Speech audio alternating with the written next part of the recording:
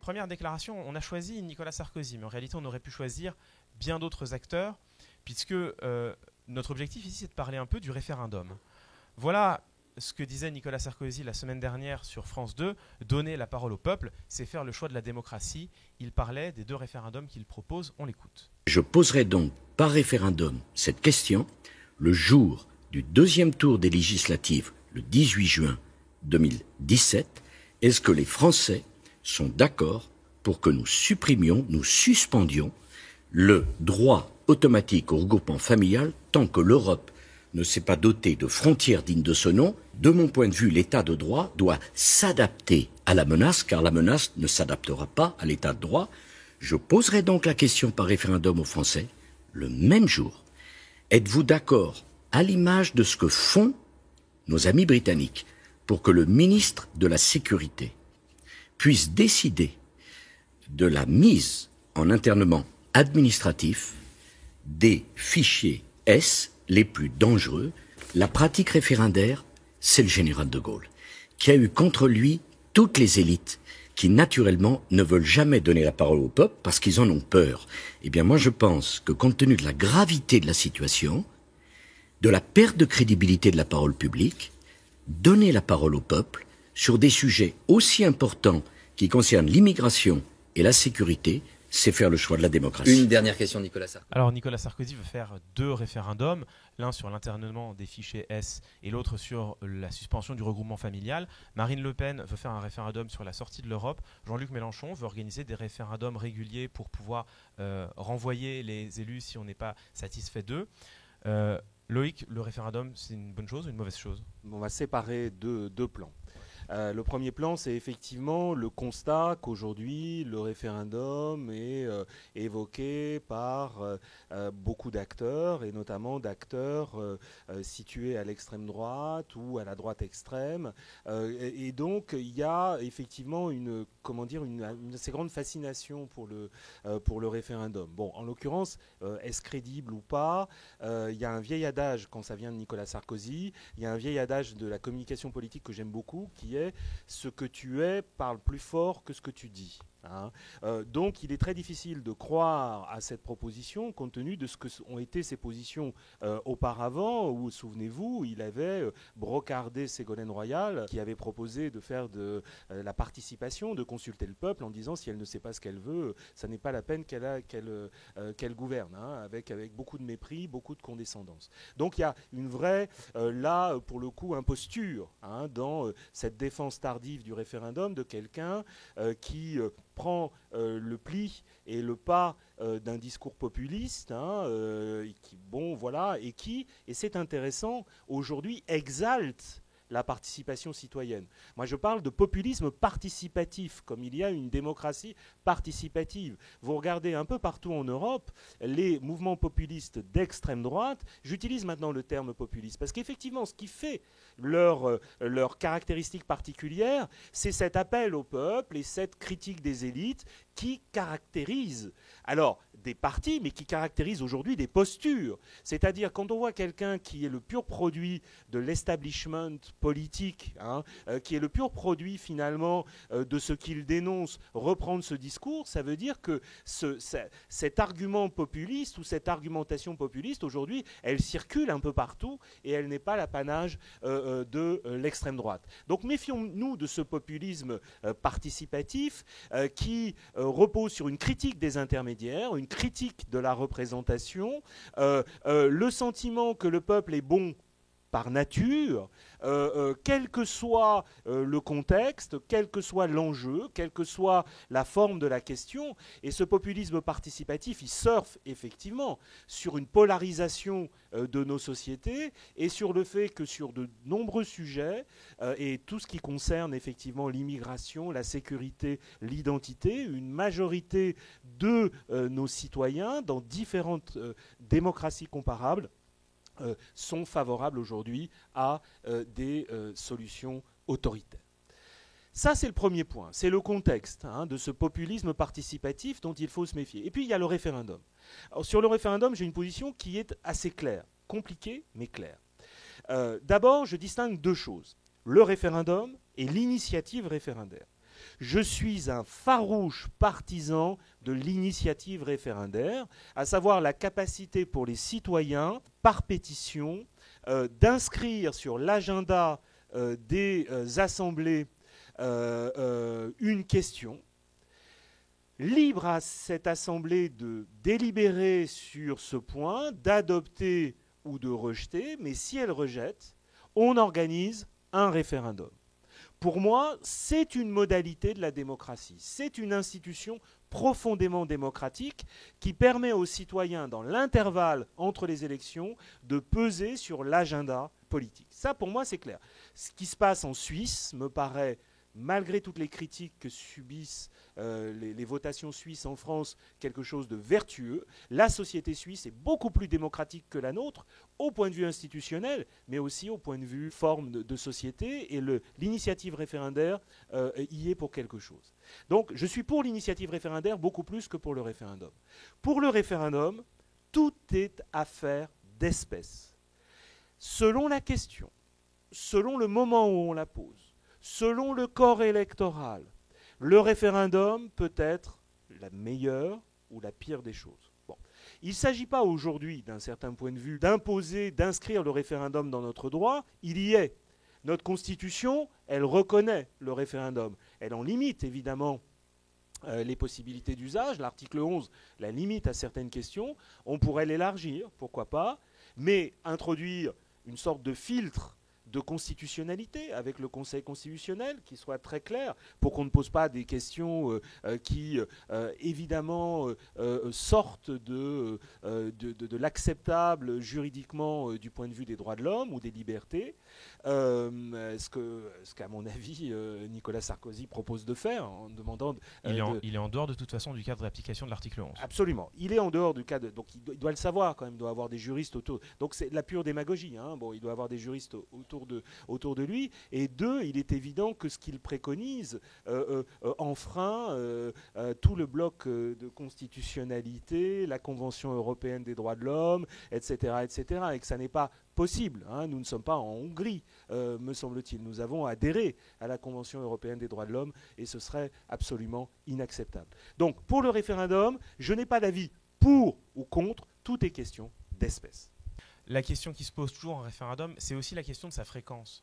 C'est-à-dire que le référendum soit utilisé pour mobiliser les citoyens et les amener à se prononcer sur une question si essentielle qu'on estime qu'elle ne peut pas être tranchée par les représentants politiques, je pense que c'est une bonne chose. Et à cet égard, l'expérience française de 2005, le vote sur la Constitution européenne, qui a été précédé de 6 mois de débat, et pour avoir été à l'époque étudiant, enfin moi je me souviens que c'était un vrai débat dans l'opinion publique, tout le monde en parlait, il y a eu des émissions à la télévision, bon, il y a dans une certaine mesure eu beaucoup plus de débats sur ce vote-là qu'il y en a sur les élections intermédiaires aujourd'hui en France. Donc ça, évidemment, c'est quelque chose de positif et ça permet de recueillir immédiatement les suffrages du peuple et son jugement. Là où moi, le référendum me fait peur, c'est dans la revendication de certains d'en faire un mode de gouvernement, c'est-à-dire finalement, dès qu'on a une question un petit peu importante, on fait un référendum, donc on en fait 1 ou 2 par mois. Là, le problème, c'est qu'on n'a plus le temps de précéder le référendum d'un débat, et là où moi, ça me semble dangereux, c'est qu'on n'enregistre plus le jugement des citoyens, on enregistre leurs préjugés. Et gouverner par préjugés, moi, c'est quelque chose qui me semble pas du tout démocratique, précisément. Je suis assez d'accord avec toi. La force du référendum, c'est effectivement que ça n'est pas qu'un vote, c'est un vote qui est adossé sur une délibération, sur un débat, sur une information, sur un processus vraiment de politisation qui pour moi est une bonne chose. Et je prends souvent moi aussi l'exemple du référendum de 2005 en disant qu'il n'est pas fatal qu'il n'y ait pas de débat, que le référendum ne soit qu'un plébiscite, etc. Tous les défauts qu'on trouve au référendum en général. Là, on a eu un vrai débat citoyen et le drame de 2005, le drame absolu de 2005, c'est que finalement on n'en est pas tenu compte et que le pays a vraiment joué le jeu, s'est impliqué, a réfléchi et a décidé et on a dit ça ne change rien, on le fera quand même. c'est dramatique pour la confiance dans nos institutions, pour la confiance dans le référendum. Ça, c'est dramatique comme impression donnée de ce que les dés sont forcément pipés. Et que, je suis d'accord avec toi. Grenoble a décidé d'introduire quelque chose qui est à la Suisse, c'est-à-dire un système d'interpellation. 2000 Grenoblois peuvent inscrire une question à l'agenda du conseil municipal. Le conseil municipal peut faire deux choses, soit adopter, soit, s'il ne le veut pas, proposer une votation à la Suisse. Et si dans la votation 20 000 électeurs sont favorables et que ces 20 000 sont majoritaires, le point est adopté.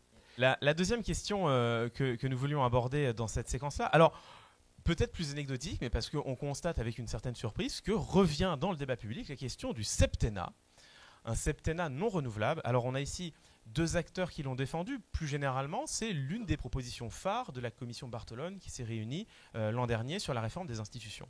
On écoute Arnaud Montebourg et Cécile Duflot. Il faut revenir au septennat parce qu'on voit bien que l'obsession de la réélection... Septennat non renouvelable. Non renouvelable. Le président fait un mandat. L'élection présidentielle étant devenue une obsession permanente, on ne travaille désormais dans chaque mandat que 3 ans et demi.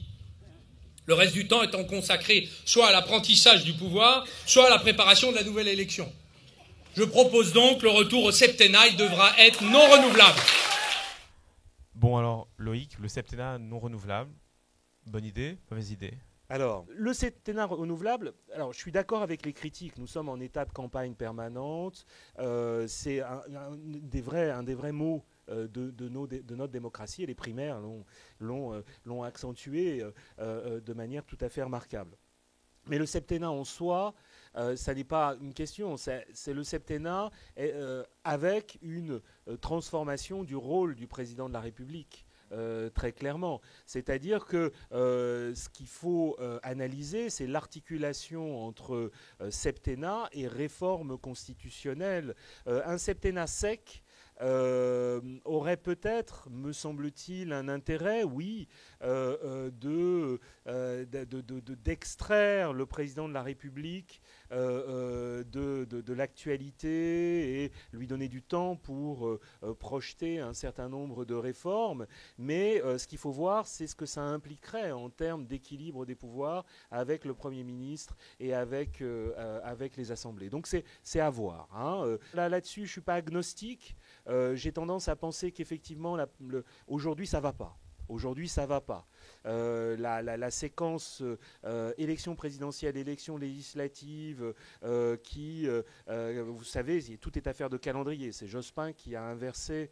Il aurait suffi qu'il maintienne le calendrier initial qui faisait qu'on élisait l'Assemblée avant d'élire le président pour changer complètement le rôle du président de la République dans notre système politique. Il y a beaucoup de pays européens où le président de la République est élu au suffrage universel. Regardez l'Autriche bientôt, etc. Mais il ne joue pas le rôle prépondérant qu'il joue dans notre système politique, et ça aurait été une affaire de calendrier en 2002.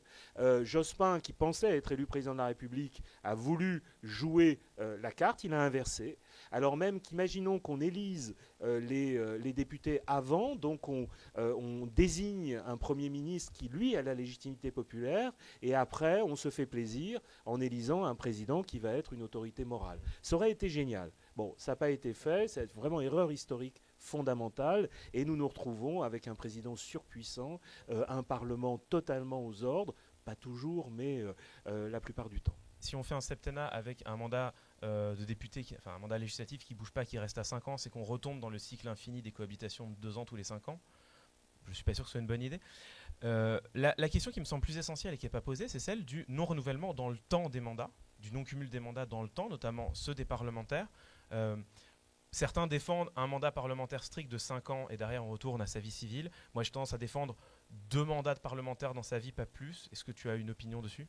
Oui, j'ai une opinion. Il y a effectivement quelque chose à faire pour réduire le degré de professionnalisation de nos fonctions politiques, qui a des effets pervers absolument majeurs. C'est-à-dire qu'aujourd'hui, nous avons poussé cette logique de la professionnalisation à des extrêmes qui font qu'il est légitime de dire qu'aujourd'hui, nos représentants agissent quasi exclusivement dans la perspective de leur réélection et ajustent tous leurs choix et toutes leurs décisions en fonction de cette perspective, ce qui, à mon avis, crée un véritable problème. Donc pour moi, la limitation du cumul des mandats dans le temps à 2 mandats me paraît important. N'oublions quand même pas la limitation du cumul des mandats dans l'espace que nous sommes les seuls à pratiquer avec cette ferveur et qui produit lui aussi des effets absolument déments, quoi,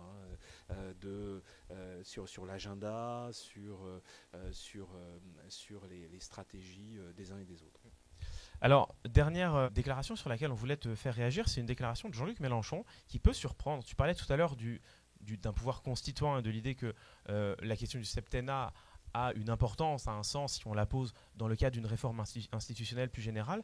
C'est précisément ce que dit Jean-Luc Mélenchon, qui, quand on lui demande quelles sont ces 10 propositions, les 10 premières mesures qu'il prendrait s'il était élu, nous dit: la première, je convoque une assemblée constituante et je m'en vais.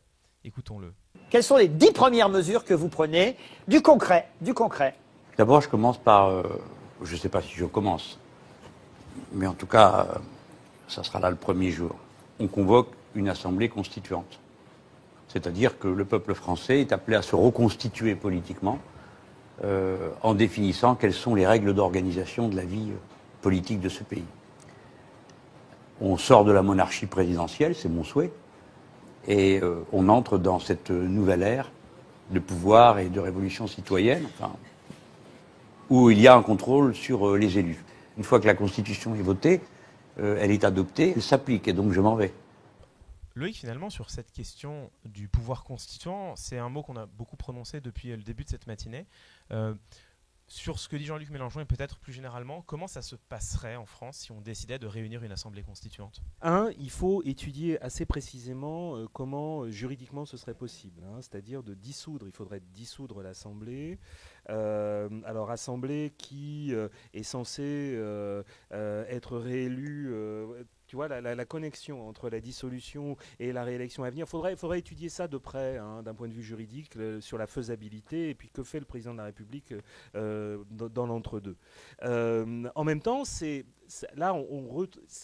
qu'il propose là est quelque chose qui est défendu aujourd'hui par tout un ensemble de mouvements qui préconisent finalement la réécriture de la Constitution par des citoyens tirés au sort. Là, ce serait plutôt une assemblée constituante qui ne serait pas tirée au sort. On pourrait imaginer aussi ce qu'ont fait les Islandais, et c'est peut-être l'occasion de revenir sur ce processus islandais qui me paraît incroyablement vertueux et suggestif. Vous savez tous que l'Islande a été frappée brutalement par la crise financière de 2008.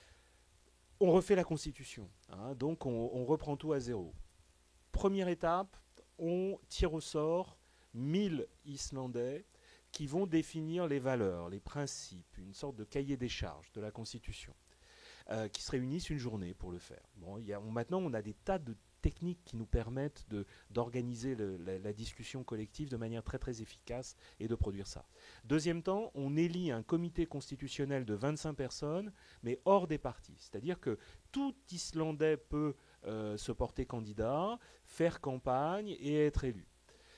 Ça s'est fait, beaucoup de candidats, 25 élus, évidemment, qui ne sont pas n'importe qui, c'est-à-dire des gens qui appartenaient à des catégories intellectuelles ou qui étaient déjà connus pour telle ou telle raison. Surreprésentation de profs d'université et de journalistes. Voilà, des profs de sciences politiques notamment, ce qui me laisse un espoir dans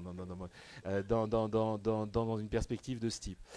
Et puis, ils ont décidé d'ouvrir le processus d'écriture, et notamment en utilisant les réseaux sociaux, c'est-à-dire en permettant... Alors, on a tendance à fantasmer ce moment-là. Il a été moins, finalement, la contribution citoyenne a été forte, mais elle a eu moins d'influence que prévu sur l'écriture. Mais elle a eu une influence. Donc, on a même parlé à un moment de wiki-constitution, c'est-à-dire on écrit ensemble. Et aujourd'hui, les technologies numériques nous permettent de faire ce genre de choses. Ça n'est pas complètement impensable. Et puis, référendum, constitution adoptée, et puis elle est enterrée par la majorité suivante qui a décidé de ne pas en faire une priorité et qui, au contraire, était extrêmement hostile à ce processus. Et l'espoir, c'est que les prochaines élections, qui vont arriver très vite, en Islande, fassent venir le Parti pirate, qui est en tête des sondages, et le Parti pirate a dit que l'une de ses premières mesures serait d'appliquer la Constitution. Donc vous avez quelque chose qui n'est pas impensable. Alors on peut toujours dire l'Islande, oui, ils sont 300 000, voilà, ils n'ont pas de problème majeur, très forte homogénéité. Ça, je pense que c'est un faux problème.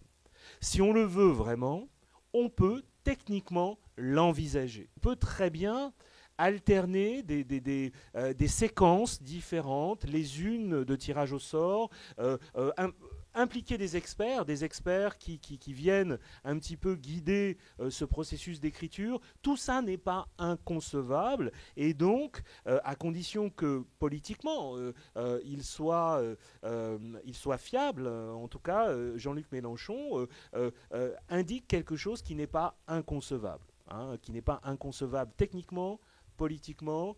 Juridiquement, c'est assez compliqué. Des affaires de la modification de la Constitution est quelque chose de pas facile, mais ça n'est pas inconcevable.